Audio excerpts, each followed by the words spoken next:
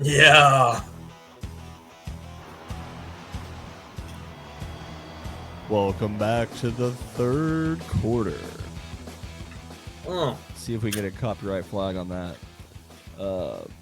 Yeah, so we are back, and if you might recognize this theme, You can't ignore that little guitar riff right there. it means it's time for us to talk about the Texas Rangers. The Texas Powerless Rangers, baby. The not, as I call the not so much Power Rangers. Not so much power. Mm-mm. We'll start off with the fun. They gave away They theme nighted these cool Power Ranger jerseys. There's the red Corey Seager that I have. Very good. Comes with, obviously, Tyrannosaurus Rex and the Lightning logo patch. There's also a helmet thing on the back that I can't really show you easily. They also had the blue Marcus Simeon with the Triceratops, so that's cool. You know, somehow that's just so fitting for both of them, and yet Corey Seager just doesn't feel like a Red Ranger right now.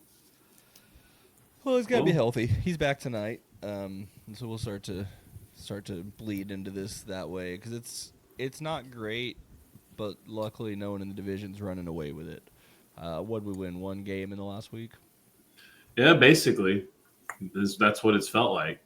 I think that might actually be true. Maybe it's two, but some pretty putrid performances. Obviously, I was at the game on Monday that went maybe 2.5 hours at most. DeGrom pitched really well. I saw history in DeGrom, his first ever start without a strikeout, which is pretty crazy stat. We saw Roberto Osuna's first hit and then his second hit. That was really fun. I got to see them. Alejandro, sorry. What did I say, Roberto? Alejandro Osuna.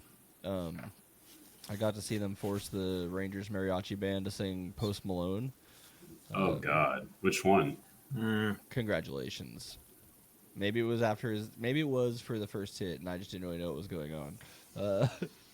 But they didn't seem as comfortable singing that one as they do their normal stuff, which was unfortunate because I like those guys. I'm glad. That's a newer bit that I actually enjoy that the Rangers do. I'm gonna crap on. Do you like the dubstep? I don't love it. The dubstep was a bit much for me this year. I don't know if there's more or less than last year, but it felt like a lot. I harped on this. I feel like a lot last year that they're turning it in. They're trying to turn it into an NBA game, which I understand. They've amped the pace up, but also because they've amped the pace up, they can't even play through a sound clip between the next pitch. You know. Yeah, that's true. They're trying to figure it out, and unfortunately, like everything the Rangers organization does, it's just so Arlington and so just not what. I don't know. It's never going to feel like a major market team, even though it's a top 5 market team. I think it could, but yeah, it's going to take some time. Yeah, not a lot of positive to talk about. I'm trying to hit all the good notes here before we just get all sad about it. I don't know, sad, funny. We're going to do both. Again, it's still early. They're only a third of the way through the thing. So yeah, I mean, we could do top 10 silver linings next week. But as of right now, it feels like it's easier to go with the warning signs because it feels like there's more than 10, but I think that I've narrowed it down here in a way that makes sense for everybody. All right.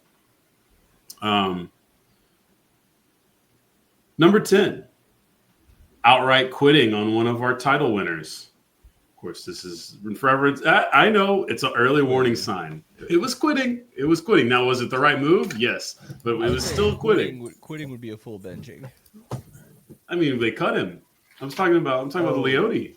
I thought you were talking about moving Marcus Simeon down to 9th in the order. No. I'm talking about Leote. Yeah, Leote Tavares being gone bye. is weird. But, bye. I mean, hey. And he won the title. We're not mad at Leote overall. We're not mad at them for doing it. I hope he does well. It's too bad it's in Seattle.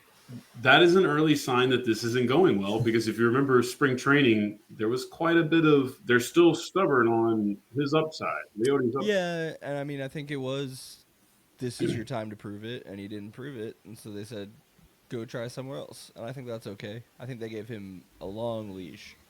Absolutely, and I agree. But at the same time, still a warning sign. That's why it's only number 10, though. Wasn't that mad about it? Number 9, Number 9. sixth in team ERA. Hey, that's a good thing. Below 500 record. That's an incredible thing. Now, I got another statistic for I use this. the word putrid. We could also use anemic. Anemic. I It's mean, not they're good when people are looking up if the local hockey team has scored more than the local baseball team over the I last mean, it's few weeks. easy. Yeah. Easy. Gotta be, right? I would say over the last week, absolutely, but Like, it hasn't been good. Actually, I didn't do this. I didn't look into this, but I don't even know what runs per game or points run / goals per game, I guess, is going to make it look a little bit closer because obviously in total the Rangers play more games, so they can add. Yeah. Although a lot of these games are scoring 0, so. Do you happen to know on the top of your head what's the most runs the Rangers have scored this season? My guess is 8. 6. It's either 6 or 8. Yeah. I don't know that they've Ranger 7'd yet. I don't even know if that's still a thing. I think they busted somebody's ass. They might have gotten double digits in that game, but they busted somebody's ass. I think they scored 8, and we thought they busted someone's ass. Oh no, I'm scrolling back through. Go on to number 8, and I'll tell you. Number 8. Oh, we did. We got 10 on the Tigers. I forgot. Yeah, that was what. Number 8. Jock Peterson picks number 4. I've said this one before. I still believe it. That was a very washed number to pick, and now he's on the IL for like months. And I mean, no, I don't know the man. No offense to him, but he wasn't really doing a lot at the plate. He was starting to look a little bit better, but serviceable. A little bit better than terrible isn't always great either. Not great. So that was number 8. That was number 8. That was one of our earliest warning signs. He doesn't have enough. Actually, I think he was hovering right around like the at bats that you need to qualify for like stats. So he was really flying under the radar with how bad he's been. Not to Rangers fans. Number 7, Marcus batting 9th in the order. Not a good sign. Horrendous. Well, probably the right call. A good sign, yeah. That's what I'm saying. Like at least they know. That's why it's number 7. But again, that's still a warning sign that things aren't going well. It is very sad that he's an expected out. Yeah, I mean, at this point, it is awful to even try to watch Marcus. And there's another guy who's probably on your list somewhere whose outs are at least slightly productive sometimes. I think I'm pretty much went nicer on everyone else because I had other things that were able to be put on this list that I felt like were larger warning signs. Adolis is still swinging at pretty much everything, but he's still plating runs. Yeah, I guess my thing with Adolis is I don't have the higher expectations of him. I think I've felt pretty confident in who he is. He's absolutely someone who benefits from everyone else in the lineup hitting well, because then they can't just throw him crap the whole time. Yeah. Because he's going to swing at whatever, so you want them to be forced to throw it closer to where he can hit it somewhere. Absolutely. Number 6, and this may have to do with Bombi's everyday playing games, depending on how things go, but already rushing up a prospect because we're that trash. Welcome to the show, Alejandro Osuna. But that wasn't a good sign. It was a good sign, but it wasn't a good sign. You know what I mean? So far, he's doing well. Oh, I love it. I'm pro this because this is the Langford timeline theory. You know, this is fitting the next version of the Texas Rangers that I've come to accept are my reality. I assume part of that was Carter got hurt again, right? Carter was hurt again, yeah, and that forced their hand. They cut Pilar and brought him in. They DFA'd Pilar. Whatever. Whatever. Baseball cut. He's been designated for an assignment. Yeah, he's been baseball cut. Like, someone else have at it.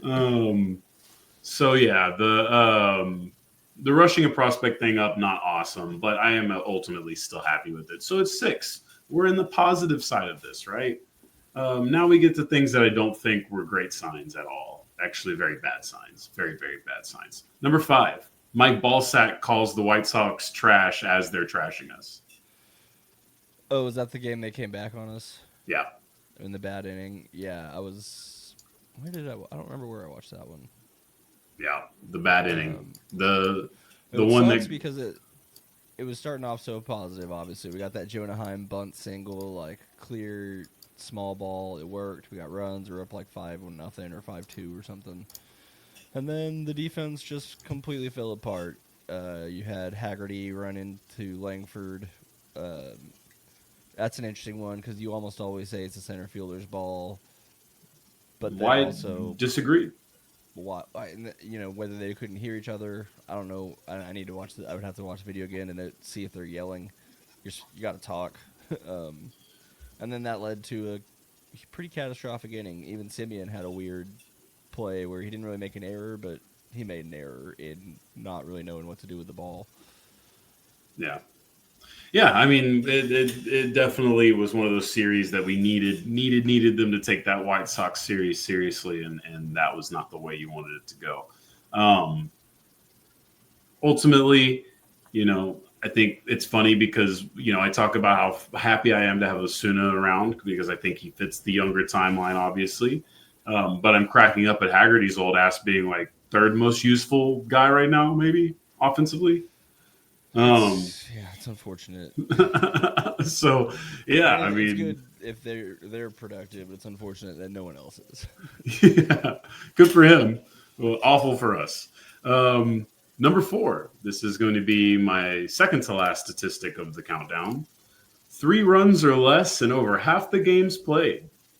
And honestly, I feel like you could find another stat that's even worse because I've been seeing them essentially score barely a run a game over the last week and a half, it feels like. And the corollary on that is I think there's something like 14-3 or 4 when they score at least 4 runs. Yeah. It's... Yeah. No, this is incredible. At this point, I am watching Texas Rangers games astounded at how this team is literally giving no offense. Like, it's not even hard to predict that I was going to watch a 0-0 game in the 7th like I'm currently doing. Or is it 6? I don't remember. It's the 7th, and Luke Jackson's pitching now. Yeah. Luke, you are no longer our closer, Jackson. Buddy. So, tough start. And didn't even have Luke Jackson on this list because I tried to be nice to the pitching. I didn't feel like it was fair to overly harp on any of the pitchers, even if they deserve it. it just doesn't seem fair. No, you can't judge how the pitching's doing if we can only score 1 or 0 runs a game.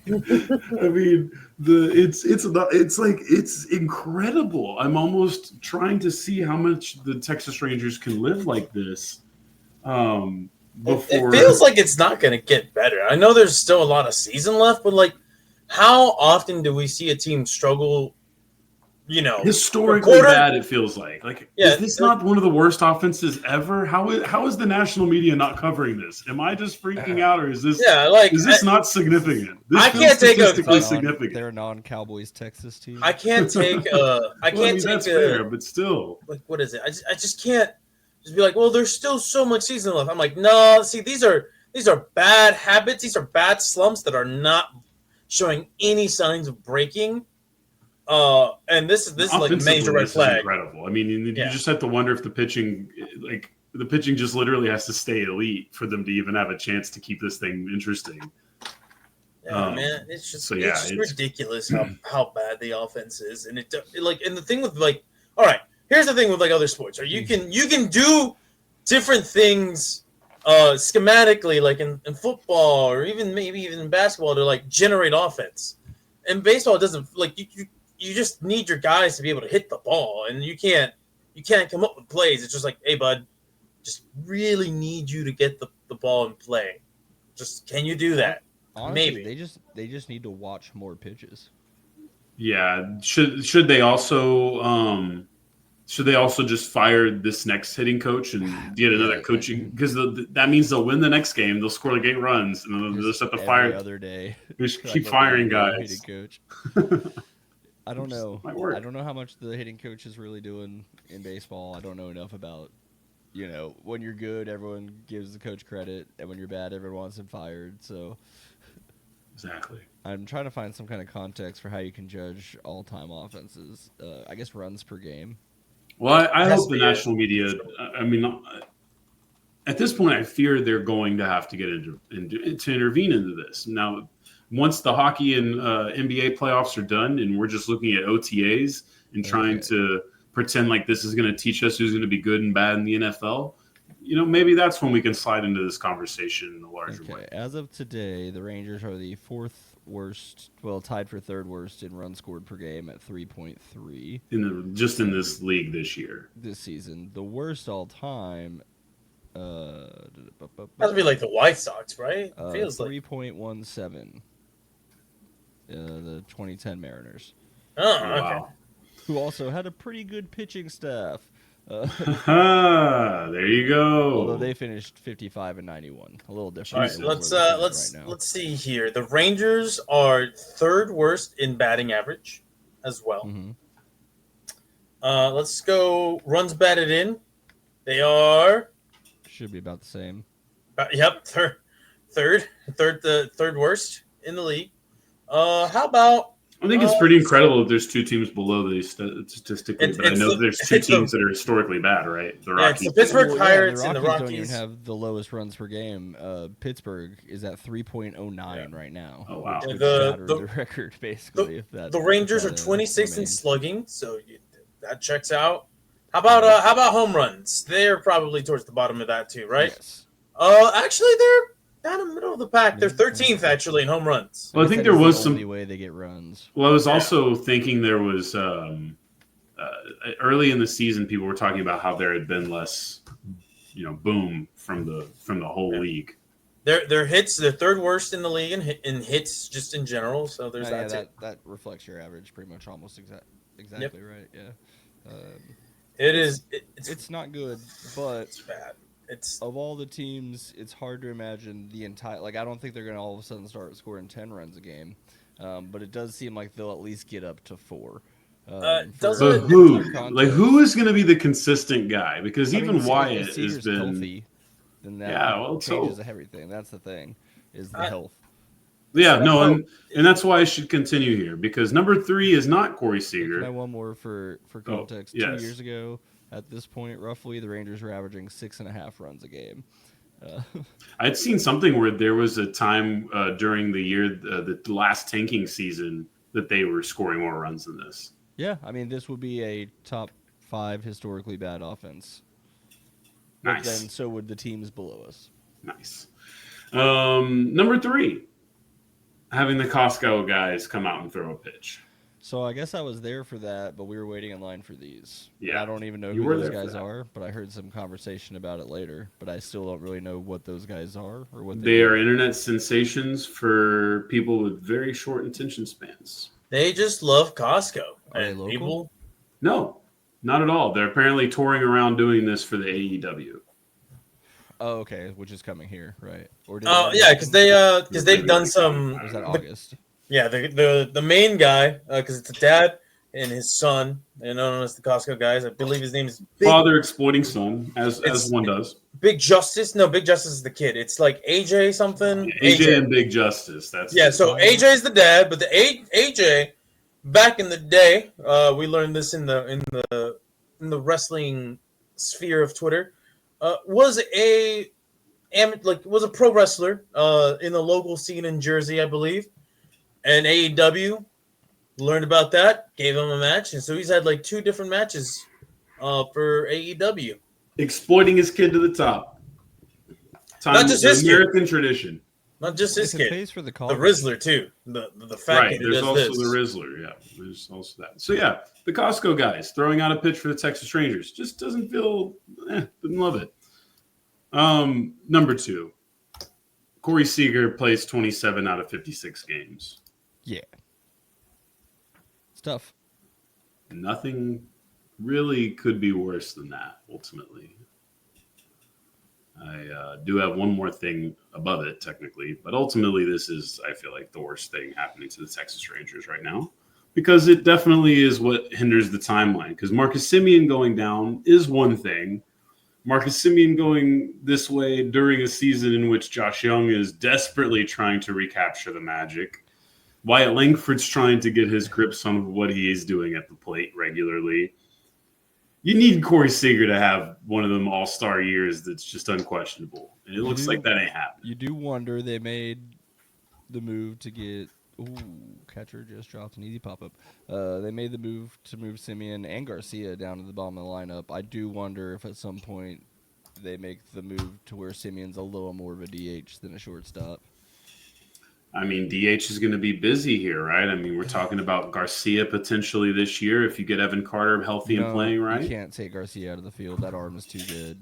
You feel confident that there's not a DH Garcia. I mean, I agree, but you don't think that they would do rotation, but I think in a rotation. Yeah, for sure. It's like, Garcia right now. You're also never going to trust Carter to be healthy ever again, are you? No, you're going to be they're going to. That's why people were talking about, is there a potential of getting rid of Bombi in any way? And I'm like, well, I just don't think that that's smart. Banking on Evan Carter that much definitely doesn't feel like the right call. Because if you think about it, like a year ago or right after the World Series, there's talks of like potentially moving on from him, right? Because of the development of Evan Carter. And then you look fast forward, you're like, you can't. His bat's not the same as it was in 2023, but his defense is just too valuable right now. And he's the only one getting like RBIs at the moment. He still leads the team in RBIs by what? Let's see. He leads by 6, which feels like a healthy margin. That feels like a real healthy margin. Yeah, especially when they're not scoring many, then 6 becomes a lot bigger. Yeah. Yeah, so, for the faults that he may have with his batting average and the lack of power this season, he's still driving in runs, and he's a great arm in the outfield. And it's wild. This is where the trajectory of his career has come post World Series. It kind of makes sense. He's not the youngest of men. It's again why I'm saying I'm interested in the conversation, because DH next year might be settled. Although I know that's a hard pill to swallow for plenty of people who will have to swallow that pill. I don't know that we're ever going to have one guy that is DH. Even when we want Corey to do it, we'll probably find a way to have him playing first base every once in a while too. That's fair, but I mean, you don't think that, like, you think that the consolation prize of this season, if it's going to continue to go this way, is that we get to watch another young prospect play for the Texas Rangers, I would assume, right? By the end of the season. I mean, a few more, but you don't think you don't think they would call Walcott up at the end of this one? How old is he? He's way too young. He's 18. Sebastian Walcott? No, Walcott is older than 18. Could have sworn. That's tough. I don't know, man. Oh, you're right. He's 19 years old, so he's.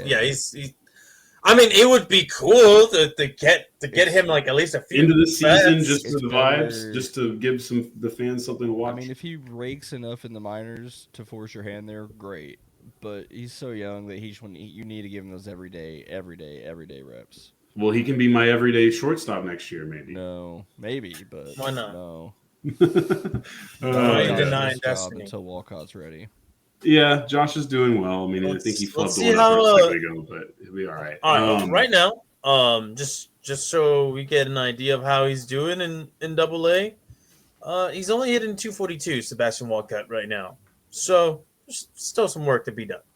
I mean, but still, he's one of the youngest guys there, so that's not bad at all. No, not bad at all. I'm just saying. Yeah, I just try to give some. Yeah, if you hear that number, you might think, "Oh, that's not very good," but. And like I'm saying, I am just not super concerned because I feel very confident that the 2025 and 26 titles are not necessarily within the grasp of this franchise as currently constructed. Look, I mentioned it last week. The offense only has to do so much with this pitching staff. If they win this division and sneak in, nobody wants this pitching staff in a 7-game series. And I completely agree, but I think I just have some I'm worried about the age of the guys I need to rely on, and Molly and Corbin. Those two guys can easily go pumpkin. And then I really don't trust the bullpen, even if I don't think it's fair to pick on the bullpen right now. I don't completely trust this group as that's where at the trade deadline you're looking at bullpen or another bat. Or his ass. I'll take this fucking raggedy ass bullpen. I need a fucking bat, bro. Absolutely. Bro, this offense is fucking bad. It's really bad. I know. I mean, think about it. I'll Because take my chances with fucking Jacob Last and Jacob Webb, man. I need a fucking bat. Jackson. Hey man, we made it work with what's his face during the championship run. Yeah, I can convince myself that they're all turning the Spores and fucking Leclerc and yeah, dude, we did go through hell. Listen, our bullpen during the World Series run, that was shaky. That was nerve-wracking. Aroldis Chapman made us sweat out all those outs, bro. Oh, he's still throwing over 100. He's crazy. Throwing over 100, but you don't know where that ball is going. Hey, mama's milk, man. My number one thing, and we can end this however we want to end this after, is just simply that there was that many things to list already in this season. Look, no, I mean, the only real bright spot is the Mariners haven't run away with this thing. And the Astros are now sort of there. Did they? I don't think they passed the Mariners, did they? Didn't they just win the series recently? The World Series? MLB standings. They're tied in wins, but Houston's got 2 more losses. Got you. And then how have the Angels, all that's done is basically get them where we are, their winning streak. Game behind us. Oh, by the way, before we move off of the Rangers, are we going to talk about the Kumar rocker not being the closer, but being the closer talk? I mean, we can just we got enough time. It was an erroneous report that was quickly squashed. Yeah, you don't use a. What was he, a one? He was like the 10th pick. He was a top 10 draft pick. You don't use that and then turn him into a closer without giving him a year or 2 as a starter. So I think some of this came from the internet, from some of the fan stuff. I mean, I get it, because people say he only has 2 or 3 pitches, and that's not enough to be a full-time starter, or at least on the top of the He does. He's giving the eye test is giving relief pitcher. It may be, but he's gonna get his chance, and he should get his chance to be a starter. Yeah, and like we just talked about with the age of the starting guys, him and Leiter are going to be important, even if they're not. Yeah, it's just unfortunate perfect he's not right now. The reps Leiter's getting right now, because that's gonna pay off, I believe. Because I feel like Leiter's more likely to hit his upside of being a middle rotation guy. You know, if there's anybody who should be a relief guy, it's got to be this other dude that we have in the minors, Teodo. That was somebody Teodo. That's actually a call-up we could see, right? He's in AAA right now. I mean, he's not doing great, but fuck it.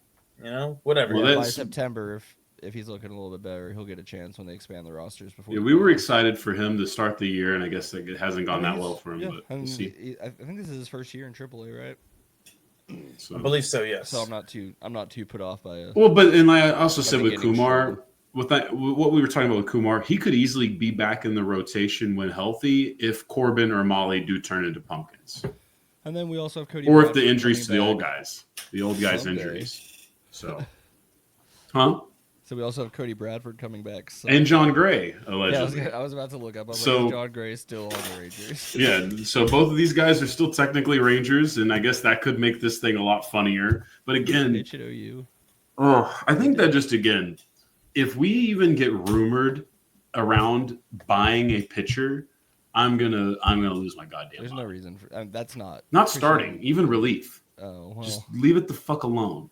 You already fucking let Kirby Yates go so that I could watch young Jock fucking wear number 4 in mismatching gloves. The bats can turn around, and then maybe that is what you can do to fix it at that point.